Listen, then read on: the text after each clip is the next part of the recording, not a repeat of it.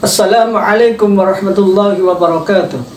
Alhamdulillah wassalatu wassalamu ala sayyidina Muhammadin ibni Abdillah wa ala alihi wa ashabihi wa mawala, la hawla wa la quwata illa billah.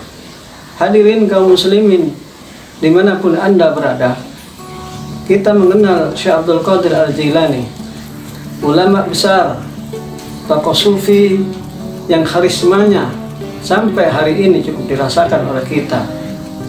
Namanya selalu disebut mengiringi penyebutan nama baginda Rasul Muhammad SAW dalam setiap majelis zikir, salawat, jamaah tahlil dan lain sebagainya.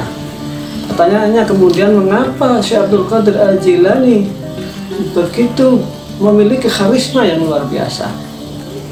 Bahkan doa-doanya dalam beberapa riwayat disebutkan mudah diterima oleh Allah Subhanahu wa Ta'ala. Salah satu penyebab yang paling penting dan diakui oleh Syekh Abdul Qadir Al-Jilani adalah beliau adalah sosok yang totalistik dalam mempraktekkan kejujuran dalam kehidupan. Al-Kisah menyebutkan ketika Syekh Abdul Qadir Al-Jilani umur 14 tahun ingin meninggalkan daerahnya pergi ke kota Baghdad untuk mencari ilmu, Syekh Abdul Qadir Al-Jilani meminta izin kepada orang tuanya, kepada ibunya. Tanpa berpikir panjang, niat baik Syekh Abdul Qadir Al-Jilani direstui oleh ibu dengan diberi bekal 40 dirham. Dialog anak dengan ibu ini menarik, sebab ibu berpesan kepada Syekh Abdul Qadir anaknya agar dalam kehidupan ini jangan sekali-sekali kita berbohong. Prioritaskan hidup dengan kejujuran, karena jujur akan memberikan keberkahan kepada hidup. Akhirnya Syekh Abdul Qadir Jilani berangkat bersama rombongan yang juga sama menuju kota Baghdad.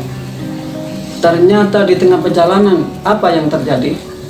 Sang perampok datang menghadang para kabilah dan rombongan Syekh Abdul Qadir Al-Jilani. Semua harta kekayaan dirampas. Semua apa yang dimiliki oleh rombongan diambil oleh perampok. Bahkan Syekh Abdul Qadir Al-Jilani yang masih kanak-kanak juga ikut diinterogasi.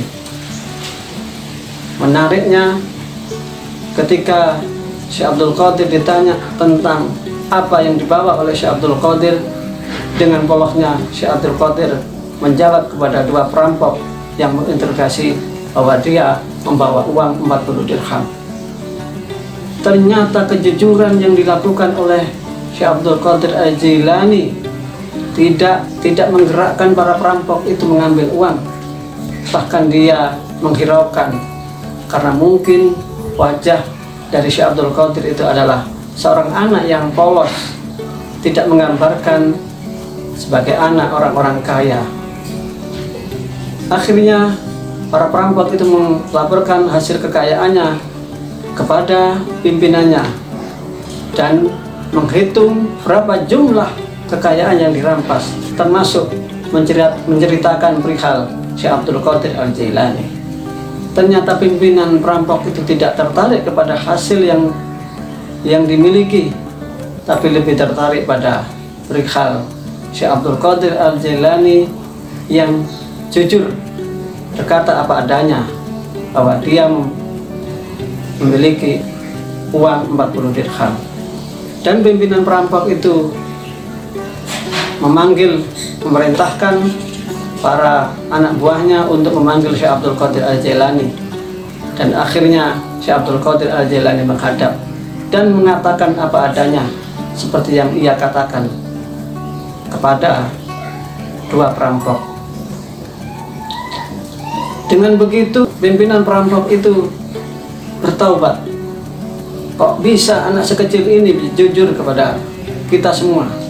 Padahal kita sepanjang hidup selalu melakukan perbuatan onar, selalu melakukan pembohongan dalam rangka untuk mencari hasil kekayaan duniawi. Dengan begitu, cerita Syekh Abdul Qadir tentang kejujuran ini mengakibatkan perampok itu bertobat, akhirnya masuk Islam, dimulai dari pimpinan perampok, bahkan anak buahnya semua masuk Islam dan bertaubat kepada Allah Subhanahu wa Ta'ala. Kisah yang dialami Syekh Abdul Qadir Al-Jilani sebenarnya menggambarkan kepada kita bahwa kejujuran bukan saja akan dinikmati oleh pelakunya, tapi kejujuran akan memberikan keberkahan kepada lingkungan terdekat, lingkungan terbesar, dan seterusnya. Nabi Muhammad SAW dalam salah satu hadisnya pernah berpesan, taharraw sidqa wa in ra'aitum anna fihi al-halakata fa inna fihi an-najata wa tajannabul kadhiba wa in ra'aitum anna fihi an-najata fa inna fihi al-halakata. Berusahalah dalam hidup ini untuk bersikap dan berucap dengan jujur. Jika Anda mengetahui bahwa dalam kejujuran itu ada perasaan yang pahit, ada perasaan yang nista, ada kerusakan, yakinlah dalam kejujuran juga ada keselamatan. Wa tajannabul kadhiba wa in ra'aitum anna fihi an-najata fa inna fihi al-halakata. Tinggalkanlah kebohongan dalam bentuk apapun. Jika Anda mengetahui dalam kebohongan itu ada kemanfaatan, ketahuilah dalam kebohongan juga ada kerusakan. Berbekal dari cerita Syekh Abdul Qadir Al-Jilani sekaligus diperkuat oleh hadis Nabi Muhammad SAW, maka marilah kita jaga kejujuran ini sebagai pandu dalam kehidupan kita. Perilaku yang jujur akan memberikan keberkahan bukan hanya bagi para pelakunya, tapi juga pada lingkungan, pada keluarga, pada negara, dalam konteks segala yang besar.